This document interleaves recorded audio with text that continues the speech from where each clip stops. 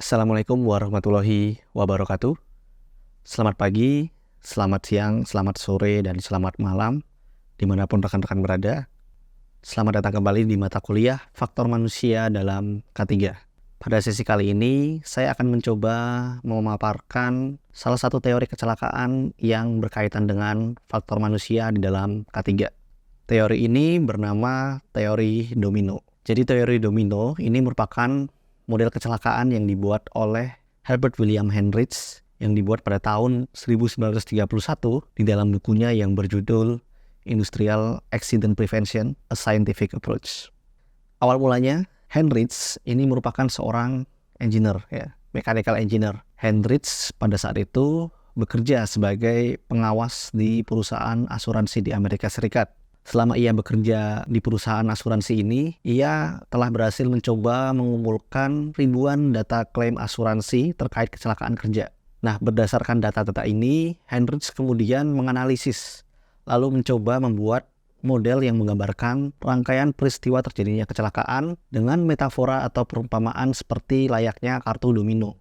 Dalam teori ini, injury yang merupakan akibat dari adanya kecelakaan itu dapat digambarkan karena adanya rangkaian peristiwa ataupun rentetan peristiwa atau faktor-faktor yang terjadi secara berurutan seperti kartu domino yang menubruk kartu domino lainnya.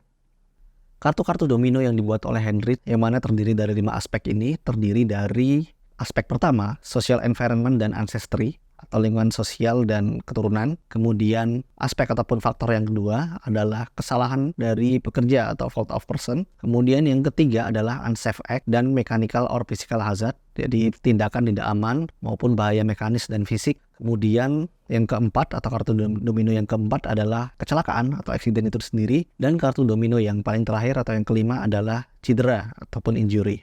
Nah, dalam teori ini ataupun model ini dapat dijelaskan bahwa cedera ataupun injury itu disebabkan oleh kecelakaan.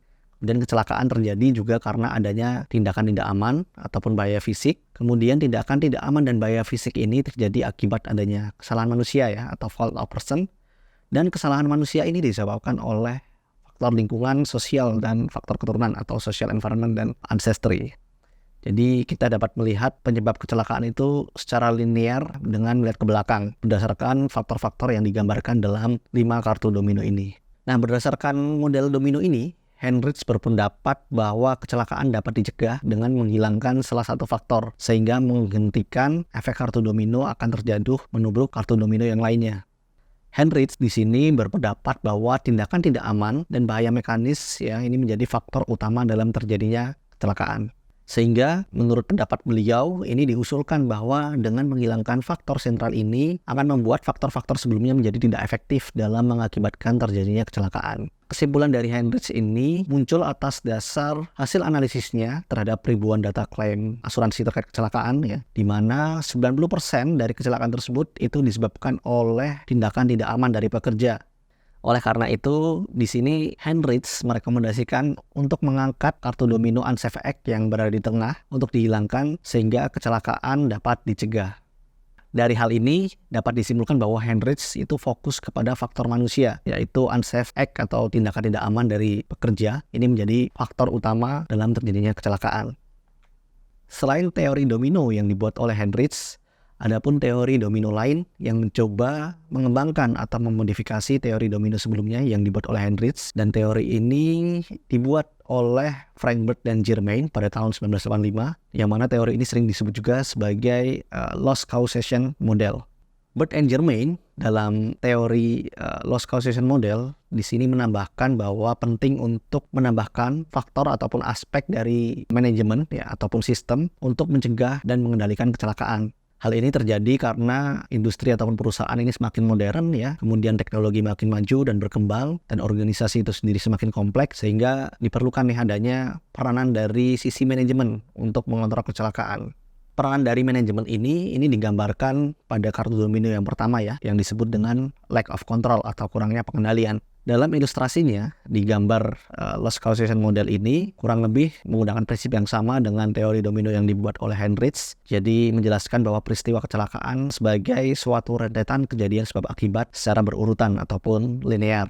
Di sini terdapat 5 faktor atau 5 kartu domino dalam loss causation model. Yang paling kiri adalah lack of control atau kurangnya pengendalian. Contohnya adalah seperti program yang tidak memadai, kemudian standar yang tidak sesuai, dan kurangnya kepatuhan terhadap standar-standar yang ada. Kemudian yang kedua adalah basic causes atau penyebab dasar yang terdiri dari faktor personal dan faktor pekerjaan. Kemudian immediate causes atau penyebab langsung. Ini terdiri dari perilaku dan kondisi tidak aman. Kemudian insiden atau kecelakaan itu sendiri ya, ini terjadi akibat adanya kontak langsung dengan energi ataupun substansi. Kemudian yang terakhir adalah loss ataupun kerugian, baik bagi orang ataupun pekerja, kemudian properti dan juga proses. Kedua teori ini ya, baik teori domino yang dibuat oleh Heinrich maupun loss causation model yang dibuat oleh Frankfurt dan Germain, ini sampai sekarang masih banyak digunakan untuk menginvestigasi ataupun menganalisis terjadinya kecelakaan di industri. Kedua teori ini juga dapat disebut sebagai teori ataupun model kecelakaan simple linear atau sekuensial secara sederhana. Di kedua teori tersebut dijelaskan bahwa kecelakaan terjadi karena adanya rentetan peristiwa yang berinteraksi secara sekuensial atau secara linear, yang mana di sini dijelaskan bahwa kecelakaan ini dapat dicegah dengan cara mengeliminasi salah satu dari penyebabnya.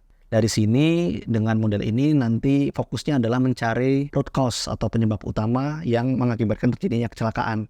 Dan seperti yang tadi sudah saya jelaskan, bahwa kita tahu dalam teori domino yang dibuat oleh Heinrich berpendapat bahwa root cause ataupun penyebab utama dari kecelakaan adalah unsafe act atau tindakan tidak aman dari pekerja. Maka dengan cara menghilangkan perilaku ataupun tindakan tidak aman ini, kecelakaan akan dapat dicegah menurut Heinrich. Jadi secara sederhana, kedua teori ini dapat dijelaskan bahwa kecelakaan kerja itu ya dapat terjadi karena disebabkan oleh penyebab tunggal atau single causes. Maka apabila penyebab tunggal ini ya dapat diidentifikasi maupun dihilangkan, kecelakaan tidak akan terjadi lagi. Nah, kedua teori ini sering mendapatkan kritikan ya oleh para ahli hingga saat ini, yang mana ini menjadi salah satu kelemahan dari model ataupun teori ini, di mana yang kita lihat di zaman modern ini, kenyataannya adalah kecelakaan sangat jarang terjadi atau disebabkan oleh hanya karena satu penyebab saja. Kecelakaan yang saat ini banyak terjadi ya, seperti kecelakaan besar dari berbagai macam industri, itu bisa terjadi karena disebabkan oleh lebih dari satu atau beberapa faktor-faktor kontribusi.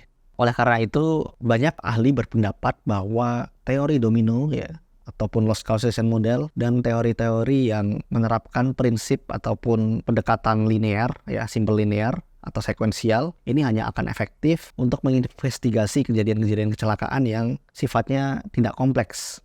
Nah, ini menjadi challenge di masa sekarang bahwa industri semakin kompleks seiring dengan kemajuan teknologi ya, kemudian organisasi yang terdiri dari berbagai macam level jabatan dan banyak sekali pekerja gitu ya. Jadi semakin kompleks sehingga akan kurang efektif jika kita berfokus melihat kepada unsafe act dari pekerja, yang mana ini belum tentu dapat dibilang sebagai penyebab utama dalam terjadinya kecelakaan di industri yang kompleks ataupun yang modern yang saat ini banyak berkembang.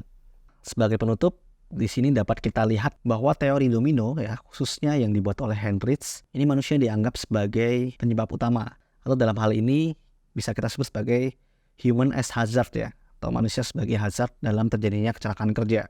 Jadi di sini perspektifnya itu cenderung menyalahkan ataupun blaming terhadap pekerja ataupun manusia sebagai penyebab utama dalam terjadinya kecelakaan. Nah, mungkin itu yang bisa saya sampaikan terkait teori domino ya dalam video kali ini. Semoga bermanfaat dan mohon maaf apabila masih terdapat kekurangan dalam hal penyampaian materi. Terima kasih atas perhatian rekan-rekan. Billahi taufik wal hidayah. Wassalamualaikum warahmatullahi wabarakatuh.